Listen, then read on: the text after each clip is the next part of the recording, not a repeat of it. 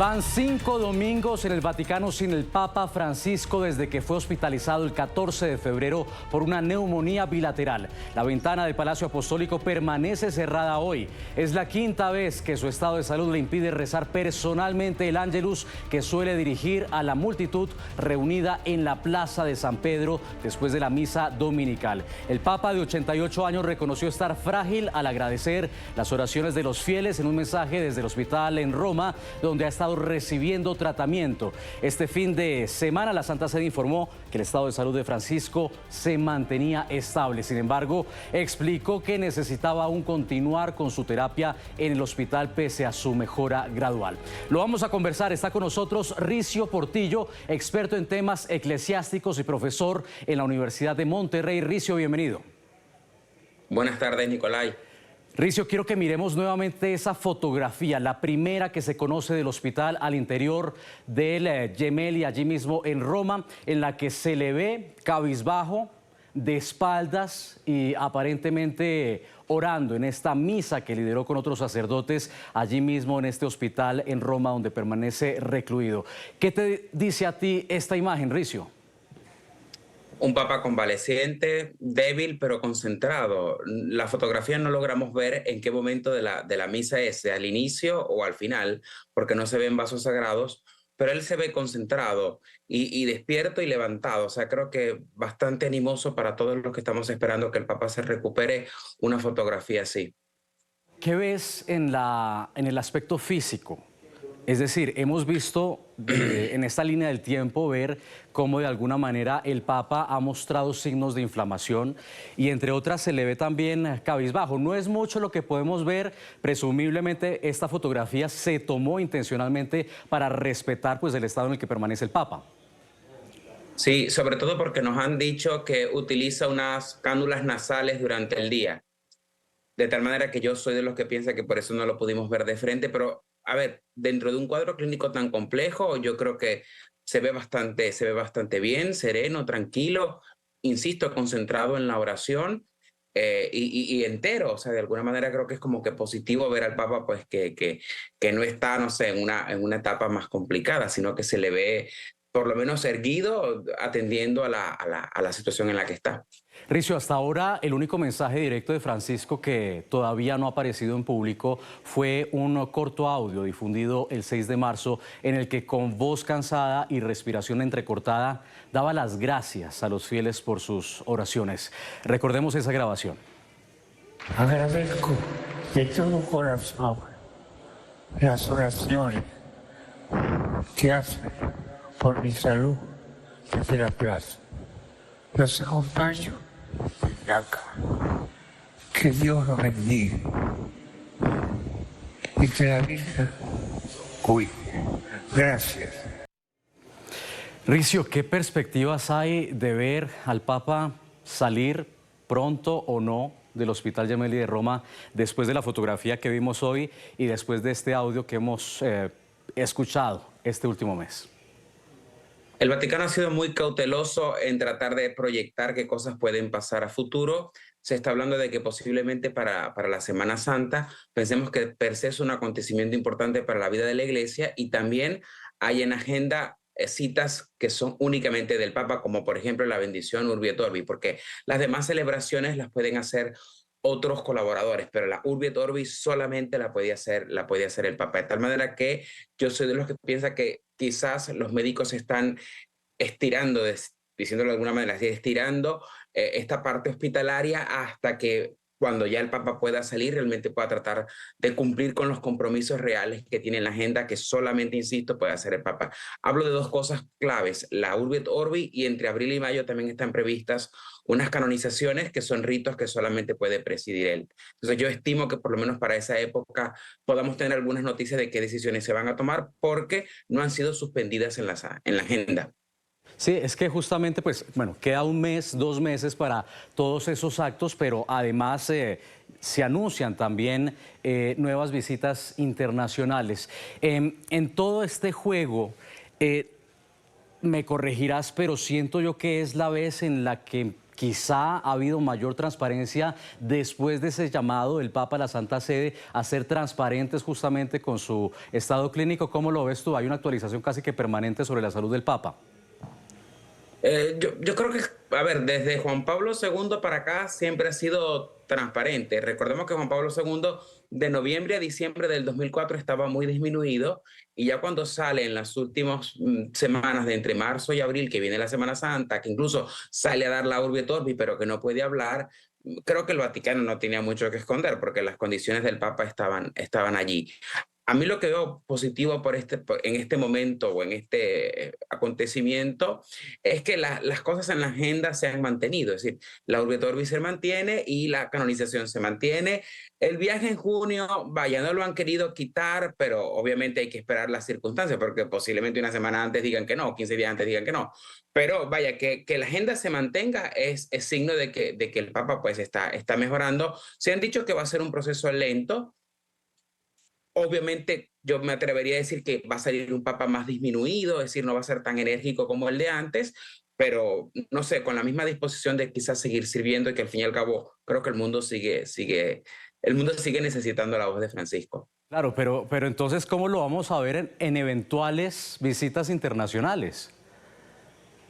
Sí, a ver, solamente estaba previsto el viaje de junio para Turquía y yo creo que habría como que ser muy cauteloso y esperar el tiempo a ver si realmente se pueda dar o no. Porque pensemos, quizás una Urbi et Orbi sí la puede presidir, quizás una canonización solamente pronunciando la fórmula, pero ya montarse en un avión ya son, y más sobre todo con oxígeno y demás, es una cosa un poquito más complicada. Entonces yo creo que sí habría que ser cauteloso, aunque esté en agenda, pero que posiblemente pueden haber algunos cambios allí.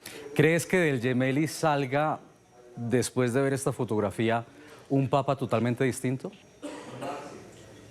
Yo creo que más disminuido, por lo menos en agenda y en trote.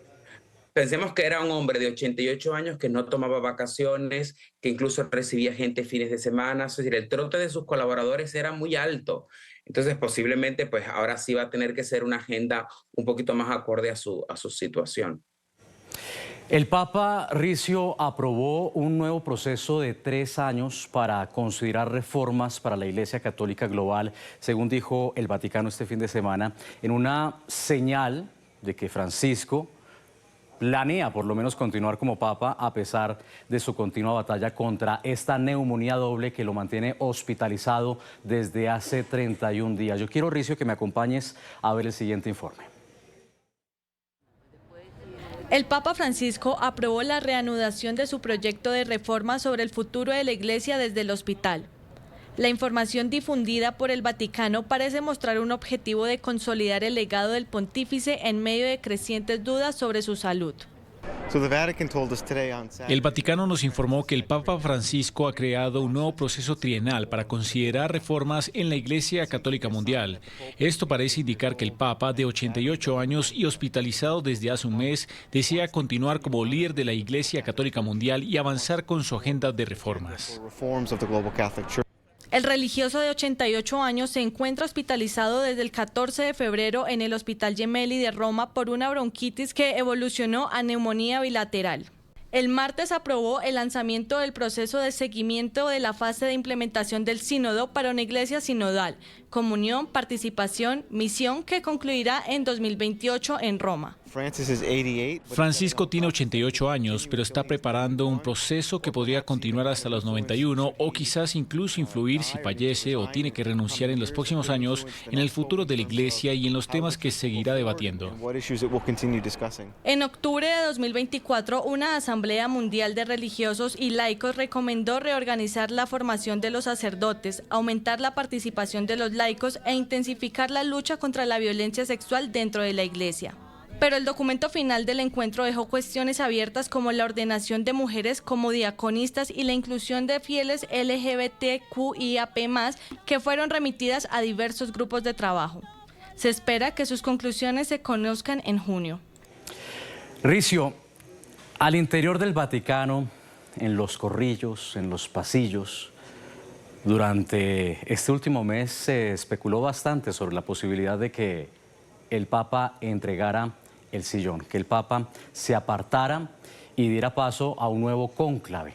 marcando otra renuncia después de Benedicto XVI. Después de conocer esta noticia, ¿todavía hay piso para esa especulación o quiere el Papa continuar, como lo decía el corresponsal de Reuters en el Vaticano, por lo menos hasta los 91 años, si Dios le da vida, para hacer estas reformas? A ver, son procesos que naturalmente en la Iglesia se están dando. Este proceso sinodal, que ya tiene una fase previa con 2 asambleas de obispos, iba a regresar a la base diocesana a través de las parroquias, con unas asambleas parroquiales, unas asambleas diocesanas, unas asambleas nacionales, unas asambleas continentales y por último una nueva asamblea general en el 2028. Con este Papa o sin este Papa, el proceso va a seguir. Es decir, pensemos que el Sínodo de los Obispos es una institución que está descrita en el derecho canónico, es decir, que tiene todo el funcionamiento normal dentro de la Iglesia. Creo que ahí lo importante es como la reflexión de repensar cómo estamos haciendo este hecho de ser Iglesia desde esta nueva perspectiva sinodal, de la que Papa Francisco yo pienso que ha simplemente promovido, pero a partir también del sentido teológico, religioso, es decir, un poco no ha sido una cosa impuesta por él, sino que nutrida a partir de una corresponsabilidad de todos en la Iglesia. Yo lo veo como una cosa normal, porque creo que va a continuar con él o sin él. Los desafíos de Iglesia van a seguir, pero obviamente es esperanzador por parte del Vaticano dar luces de que evidentemente la discusión sinodal, pues el camino sinodal va a seguir. Claro, pero ¿qué otros temas se van a tocar allí en estas reformas que se anuncian o por lo menos este proceso que sigue avanzando, como lo dices tú, de manera natural? Porque en todo caso Francisco ha llegado poniendo sobre la mesa temas bastante sensibles, por ejemplo, la ordenanza o la inclusión de mujeres o también la inclusión de los fieles católicos de la comunidad gay, de la comunidad LGBTQ. ¿Qué podría aquí haber en materia de contenido? Sí, muy importante la pregunta, porque en este recorrido el Papa ha querido crear unas comisiones de estudio para algunos temas que no entraron a la Asamblea Sinodal de octubre pasado. Son aproximadamente unas 12 comisiones donde hay diferentes temas. Evidentemente la formación de sacerdotes, quién puede tener acceso al orden sagrado, el rol de la mujer en algunas posiciones, pero pensemos que es importante que a pesar de que son temas de estudio, Papa Francisco ha tomado decisiones en líneas abiertas. Por ejemplo, varios dicasterios están presididos por una mujer. El gobernatorato, que es como el gobierno de la Ciudad del Vaticano, hoy está presidido por una mujer. O sea que a pesar de que son temas en discusión, yo sí creo que han habido unos cambios importantes. Estas comisiones de estudio tienen como 3 partes. Uno, ese cuerpo consultivo entre sacerdotes y laicos, la curia romana, los dicasterios que están vinculados y la secretaría del sínodo, que son como los elementos articuladores entre ambas partes. Estas comisiones siguen funcionando, entonces, vaya, yo soy de los que piensa que las materias que siguen en estudio se van a seguir estudiando y que en la medida de lo posible se tomen decisiones, en ese camino se tomarán, si no, se tendrán que llevar a una asamblea. Pero ojo, tampoco sabemos en el 2028 cómo va a ser esa asamblea, porque todavía no nos han dicho. Entonces creo que, insisto, es como ir un poco construyendo sobre la marcha esta reflexión sinodal que está haciendo toda la Iglesia. Licio, vamos a concluir con algo de cultura, mezclando en esta conversación. Y es la película Cónclave, que sin duda acaparó titulares y que, bueno, volvió a ser noticia este mes de marzo por cuenta de los Oscar que se entregaron a principios de mes. Y lo que hizo esta película fue de alguna manera adentrarnos en lo que parece ser, según la interpretación del cineasta, un mundo oscuro en la elección de un nuevo papa. Cómo de alguna manera, según el argumento de esa película, el papa saliente quiere de alguna manera, insisto, dejar un camino que marque o guarde su esencia, su espíritu reformista y evitar que llegue otro papa a tumbar esas reformas que pudo haber adelantado el papa que deja el trono de San Pedro.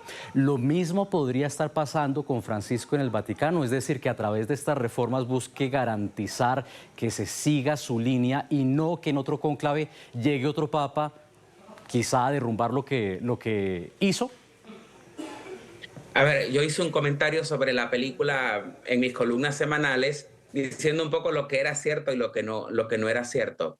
Pero esa parte de la incidencia del Papa ausente, difunto, muerto, renunciado, sobre el que viene, yo creo que es relativa y me parece que no es tan real, porque pensemos, Benedicto XVI no tuvo ningún tipo de influencia en el cónclave que eligió a Francisco.